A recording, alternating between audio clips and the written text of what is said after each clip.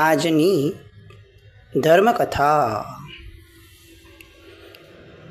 વીર વિજયજી મહારાજ સાહેબ 64 પ્રકારી પૂજા, એની અંદરથી છઠ્ઠી ઢાળ, એની ચોથી ઢાળ, ચોથી ધૂપ પૂજા નામ કર્મના અંતર્ગતની એ આપણે જોઈ રહ્યા છીએ. અત્યાર સુધીની કદાચ આ એવી ઢાળ છે કે જે ઢાળની અંદરમાં ભરી ભરીને તત્વ પીરસવામાં આવ્યું, તર્ક પીરસવામાં આવ્યો, કર્મ વિશેની અપાર સમજણ આપવામાં આવી. અત્યાર સુધી જેટલા કર્મો આવ્યા ને એ બધા કર્મો સંવેદનાથી સમજવા લાયક હતા. મોહનીય કર્મ, જ્ઞાનાવરણીય કર્મ, દર્શનાવરણીય કર્મ. આ નામ કર્મ એવું છે કે જે બુદ્ધિ વિના સમજવું અશક્ય છે. ઢગલાબંધ પ્રશ્નો જે આજની જનરેશનને થાય છે, એ બધા પ્રશ્નોનો એકમાત્ર જવાબ નામ કર્મની સમજણ છે. આ જગત કેમ આવું છે, મારી હારે કેમ આવું થયું, મારું શરીર કેમ આવું છે, મને જ કેમ આવો રોગ થયો, મારી માટે જ કેમ લોકો આવું વિચારે છે, હું અહીંયા કેમ જન્મ્યો, કેટલા બધા પ્રશ્નો. આગળ આપણે બધાના જવાબો જોયા. હવે અહીંયા ધૂપ પૂજા અંતર્ગત બહુ સરસ વાત કરે છે. આજ ગઈ મન કેરી શંકા, જબ તુજ દર્શન દીઠજી, દૂર ગઈ લોક સન્નાચારી, આગમ અમી અતે મીઠજી. આજે મને જેવા તમારા દર્શન થયા એટલે મને સમજાયું કે હું અનાદિકાળથી કેમ ભટકું છું. મારી બધી જ શંકાઓ એક સેકન્ડમાં દૂર થઈ ગઈ જેવા મેં તમારા દર્શન કર્યા. હું ભટકું છું, અનાદિકાળથી ભટકું છું એકમાત્ર કારણથી કે હું તમે જે રીતે જીવ્યા, તમે જે રીતે જીવવાનું કહ્યું એ રીતે જીવતો નથી. એટલે મેં મારા જીવનની અંદરમાં તમારા સિવાયના અનેક અસંખ્ય અનંતા લોકોને આટલા વર્ષોમાં, અનંતા વર્ષોમાં અનંતા લોકોની શરમ રાખી, અનંતા લોકો વિશે વિચાર કર્યો, અનંતા લોકોની આજ્ઞા માની, બસ એક તમારી ના માની. આ એક મૂળભૂત કારણ છે કે જેના કારણે આજે હું સંસારમાં છું અને અનાદિકાળથી છું. લોકસંજ્ઞા હવે મારે બદલાવો છે. અને આ કંઈ ઓવરનાઇટ પ્રોસેસ નથી કે મેં કીધું કે હવે મને તમે ગમી ગયા છો ને ચાલો બધું કામ થઈ જશે. આ એક ગ્રેજ્યુઅલ પ્રોસેસ છે, ક્રમબદ્ધ પ્રોસેસ છે. મારે સૌથી પ્રથમ તમારી પ્રત્યે પ્રીતિ કરવી હશે તો મારી પહેલી શરત હશે આ કે હું બીજા પ્રત્યેની પ્રીતિ ઘટાડું તો તમારા પ્રત્યે વધારી શકીશ. કોઈ માણસ મીઠાઈ અને કરિયાતું બંને ભેગું રાખી અને સ્વાદ ન અનુભવી શકે.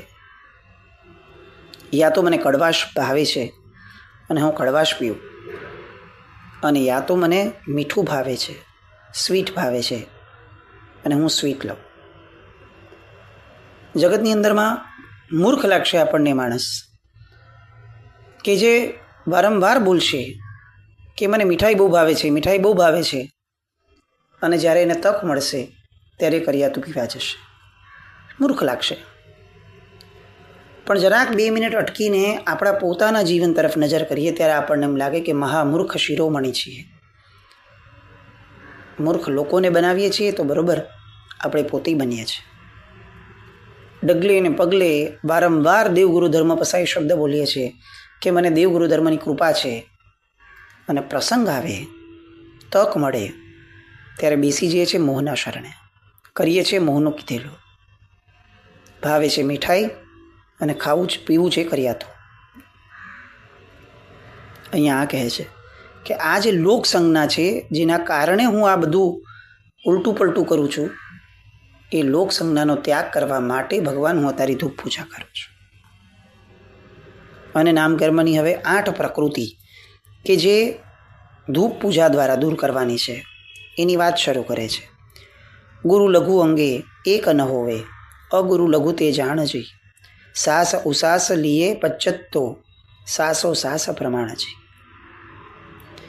પેલું અગુરુ લઘુ નામ કર્મ હોય. એટલે શું? ગુરુ એટલે ભારે લઘુ એટલે નાનું, હલકું. તો આ એક પ્રકારનું નામકર્મ છે કે જેમાં બહુ ભારે પણ નહીં ને બહુ હલકા પણ નહીં, એ રીતનું એક નામકર્મ છે. આપણે જુઓ, આપણામાં ઘણા જીવો આવા એ દેખાશે કે જે અતિશય ભારે છે, ઘણા જીવો એવા છે જે અતિશય હલકા છે.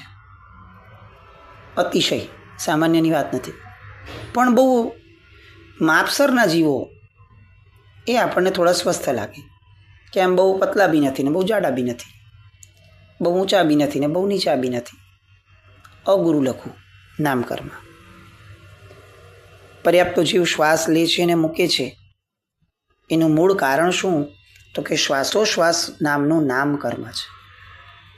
આપણે બધા શ્વાસોશ્વાસ નામના નામકર્મના કારણે શ્વાસ લઈ શકીએ છીએ અને મૂકી શકીએ છીએ. એક થિયરી એવું કહે છે કે જેમ આયુષ્યના વર્ષો ફિક્સ છે, એમ કેટલાક શ્વાસોશ્વાસનું નામકર્મ જે છે એ નામકર્મના આધારે શ્વાસોશ્વાસ ફિક્સ છે. અને એટલે આપણને એક પ્રમાણ મળે છે કે જે ઋષિમુનિઓ, મહાત્માઓ, મહાપુરુષો દીર્ઘ શ્વાસ લેતા હોય છે, એ દીર્ઘ શ્વાસ લેનારા વ્યક્તિઓ વધુ જીવે છે. આજનું સાયન્સ પણ સામાન્યપણે એવું કહે છે કે બહુ જ ભાગદોડવાળો માણસ ઓછું જીવે છે. કેમ? કારણ કે જેટલા તમે ભાગદોડ કરો છો એટલો શ્વાસ વધારે લેવાય છે. આપણે ઊંડો શ્વાસ લેતા જ સામાન્યથી ભૂલી ગયા છે. અને હવે તો ટ્રેન્ડ એવો થઈ ગયો કે ઊંડો શ્વાસ ક્યારે લેવાનો? કે જ્યારે ધ્યાનમાં બેસીએ કે યોગમાં બેસીએ ત્યારે જ. આપણા બાપ દાદાઓ સામાન્ય રીતે ઊંડો શ્વાસ લેતા હતા, સામાન્ય રીતે ચાવી ચાવીને જમતા હતા. આ બધું હવે સ્વસ્થ માણસની નિશાની ન રહી, હવે આ દવા તરીકે આપણે વાપરતા થયા કે શ્વાસ ઊંડો ક્યારે લેવાનો? જ્યારે દવાની જરૂર લાગે ત્યારે. ચાવીને ક્યારે વાપરવાનો? જ્યારે બહુ અપચો થાય ને દવાની જરૂર લાગે ત્યારે. આ આપણા પૂર્વજોનું તો સામાન્ય જીવન હતું. તો આ શ્વાસોશ્વાસ નામકર્મ જે એક આધાર છે કે ભાઈ જેટલા શ્વાસ વધુ લેશું એટલા આપણે વધુ ને વધુ આપણે મૃત્યુથી નજીક જતા થશું. એટલે શ્વાસ ઓછા લેવાના? તો કે ના, એવું નહીં. શ્વાસ રોકીને રાખવાની એવી વાત નહીં, દીર્ઘ લેવાના. એટલે આ એક શ્વાસોશ્વાસ નામકર્મ. લંબ ગાત્ર મુખમાં પડજી ભી પયડી ઉદય ઉપઘાતજી, બલિયો પણ નવી મુખ પર આવે નામ ઉદય પરાઘાતજી. નામકર્મનું બીજી પ્રકૃતિની વાત કરે છે. ઉપઘાત નામનું નામકર્મ. એ શું કરે છે? શરીર લાંબુ કે ટૂંકું થાય, મોંમાં પડજીભી થાય, એ જે છે એ ઉપઘાત નામકર્મનો ઉદય છે. એના પછી સામો માણસ બહુ જોરદાર હોય, શક્તિશાળી હોય, અને તેમ છતાં આપણને કંઈ ન કરી શકીએ. એ શેના કારણે? તો કે આપણું પરાઘાત નામકર્મ હોય એના કારણે. આવો અનુભવ જીવનમાં હશે આપણને કે કોઈ એક વ્યક્તિ આખા ગામને હેરાન કર્યો હોય, બધાએ આપણને કીધું હોય કે આ વ્યક્તિ સાથે નહીં ભાઈ, પણ આપણને એની હારે બહુ સારા અનુભવ હોય. આપણને એમ હોય કે નહીં, એણે મારી હારે આવું કોઈ દિવસ કર્યું જ નથી, આવું કેમ થયું? જો એ બધા સાથે આવો ચાલે છે તો મારી સાથે સારો કેમ ચાલ્યો? કારણ કે મારા પરાઘાત નામકર્મ નામનો ઉદય છે એ વ્યક્તિ સાથે, તો મારી સાથે એ વ્યક્તિ એ નબળો ન ચાલ્યો. આવું થાય.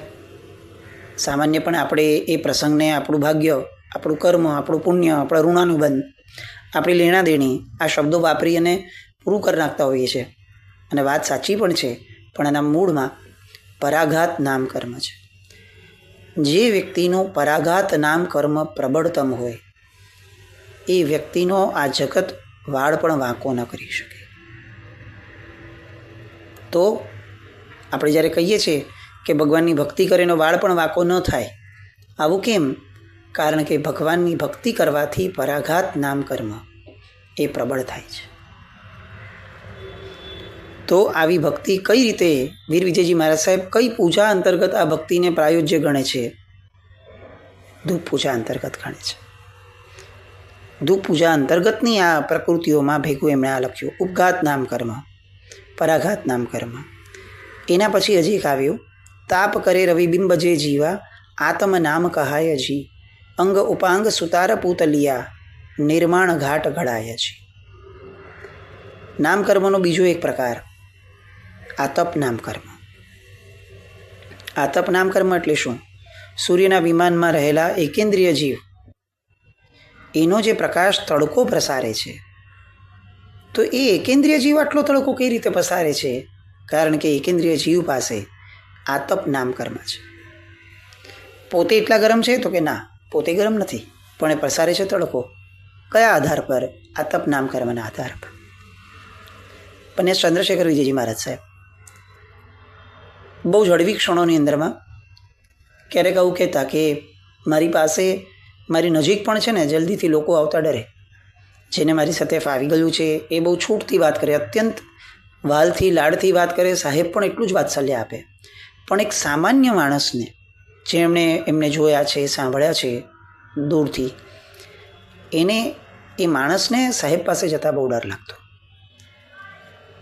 તો હળવી ક્ષણોમાં આવ્યું કહેતા કે મારું છે ને આતપ નામ કર્મ જોરદાર છે. સૂર્ય પોતે ઠંડો છે, પણ આખા જગતને એ ગરમ લાગે એટલે લોકો એની પાસે જતા ડરે. કેમ? કારણ કે સૂર્યનું આતપ નામ કર્મ છે. તો એવી રીતે મારામાં ડરાવનું કંઈ નથી, પણ તેમ છતાં લોકો મારી પાસે આવતા ડરે છે. કેમ? કારણ કે મારું કોક આતપ નામ કર્મ તેમાં છે. સાહેબને આવું પૂછતા કે સાહેબ તો એ સારું કે ખરાબ? અને સાહેબ એક અપેક્ષા એવું કહેતા કે સારું.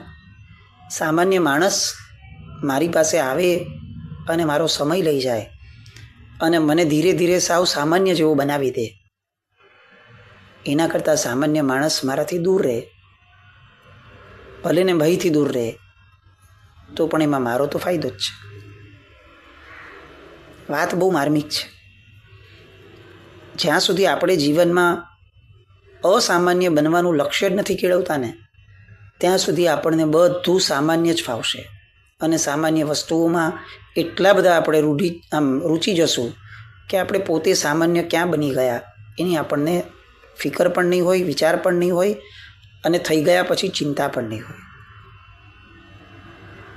બહુ જૂજ માણસો પોતાને અસામાન્ય રાખવા માટે પ્રેરાતા હોય છે. આ અસામાન્યતા ઊભી કરવામાં સહાયક બળ એક એવું આ આતપ નામ કર્મ છે. એના પછી નિર્માણ નામનું નામકર્મ આવે છે. આ નામકર્મ શું કરે? તો કે આપણી કાયાના અંગોપાંગનો ઘાટ ઘડી આપે છે. તમે જુઓ, એક સામાન્ય આશ્ચર્ય થશે કે આખા જગતની અંદરમાં, એસ્પેશિયલી આપણે ઇન્ડિયામાં તો આ જોઈએ છે, ચાલો કોઈ પણ ખૂણામાં જઈએ, જે વ્યક્તિઓ જન્મથી મંદ બુદ્ધિ છે, જન્મથી બુદ્ધિની એટલી તીવ્રતા નથી, તમે જોજો એ લોકોના ફેસ લગભગ સિમિલર દેખાશે. ઘાટ જે છે એક જ પ્રકારનો દેખાશે. બધાના માતા પિતા અલગ છે, બધાનું ક્ષેત્ર અલગ છે, બધાના કર્મ અલગ છે, પણ તેમ છતાં આ એક પર્ટિક્યુલર રેન્જ એવી છે કે આપણે ક્યાંય પણ જોશું ને બધા બહુ સિમિલર લાગશે. કેમ આવું? મૂળમાં નિર્માણ નામ કર્મમાં આ એક પ્રકાર છે કે એ એક પર્ટિક્યુલર ઝોનવાળા વ્યક્તિઓને, એક પર્ટિક્યુલર કર્મવાળા વ્યક્તિઓને એક જ સરખા નિર્માણ કરે છે. બીજોડિયા ભાઈ બહેનો ભાઈઓ સિમિલર લાગે છે, નિર્માણ નામ કર્મ એ સિમિલર જાય છે. આ જગતની અંદરમાં જેટલા લોકો છે એટલા ઘાટ છે. બધાને સેમ અવયવો છે, હાથ પગ મોઢું નાક કાન બધું જ સરખે સરખું છે માણસોને, અને તેમ છતાં દરેક વ્યક્તિ અલગ છે. દરેકનો નાક નકશો બધું અલગ. આટલા બધા ચિત્રો પણ આપણે ન દોરી શકીએ કલ્પનાથી, પણ એટલા બધા વ્યક્તિઓ જન્મે છે. કઈ રીતે આટલી બધી વેરાયટી ઊભી થતી હશે? એનું મૂળ કારણ આ નિર્માણ નામ કર્મ છે, જે આપણા અવયવો ધરે છે, અંગોપાંગનો ઘાટ ઘડી આપે છે. કોઈ સુથાર મિસ્ત્રી એ જેમ પૂતળીને ઘડીએ, એ પૂતળીને ઘડતા ઘડતા એક પોતાના પ્રમાણેનો ઘાટ આપે છે. કોઈ પણ બે પૂતળી સેમ નહીં બની શકે એક જ મિસ્ત્રી હોવા છતાં, કારણ કે દરેક પૂતળીને એક પ્રકારનો ઘાટ અલગ મળે છે. એવી રીતે આ નિર્માણ નામનું નામકર્મ છે કે જે દરેક વ્યક્તિને એકબીજાથી અલગ રાખે છે. આવો પણ પ્રશ્ન ઘણીવાર થાય આપણને, એક જ મા બાપના દીકરાઓ સાવ અલગ અલગ કેમ દેખાતા હશે? કોઈકના હાથ આમ, કોઈકના હાથ આમ, કોઈકનું મુખ આમ, કોઈકનું નાક આમ, કોઈકની આંખો આમ. નિર્માણ નામ કર્મ છે. વૈક્રિય સુર ખજુઓ શશિબિંબે તાપ વિના પ્રકાશજી, ઉદ્યોત નામ કર્મને જાણ્યું આગમ નયનો જાસજી. હવે દેવો વગેરે જે છે એ વૈક્રિય શરીર રચે એ પછી આજ્ઞા નામનો જીવડો છે. અત્યારના આપણી જનરેશન શહેરીકરણવાળી બહુ પછાત છે, ગરીબ છે, કે એને આવા ઘણા પ્રકારના જીવોને જોયા જ નથી. ગામડામાં તો આવું બહુ છાશવારે લોકોને ખ્યાલ હોય છે, જોયેલું જ હોય છે. આજ્ઞો જે લાઇટ ફેંકે એ છે. ચંદ્રમા છે. આ ચંદ્રમાનો બીમ એનો પ્રકાશ બહુ ઠંડો હોય છે. તો જેમ સૂર્યનું આતપ નામકર્મ છે એમ આ બધા તત્વોનું ઉદ્યોત નામકર્મ છે. આ ઉદ્યોત નામકર્મના કારણે શું થાય તો કે એમનામાંથી ઠંડો પ્રકાશ નીકળે. કોઈ વ્યક્તિ પાસે આપણને જવું બહુ ગમે, અકારણ જવું ગમે.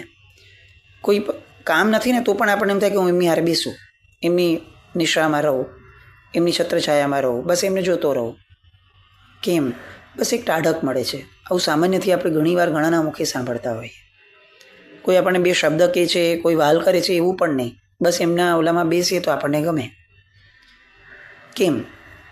એ વ્યક્તિનું ઉદ્યોત નામકર્મ છે. ઠંડો પ્રકાશ આપે છે. ચંદ્રમાની છાયામાં બેસવાથી શરીરના કેટલાય રોગો, અંદરની આગ, અંદરની ગરમી, આ બધું શાંત થઈ જાય છે. કેમ? એનું ઉદ્યોત નામકર્મ છે. આ ખરેખર આપણા શહેરના લોકોએ તો કેળવવા જેવી ઘટના છે. રોજ ચંદ્રની ચાંદની પીવી જોઈએ.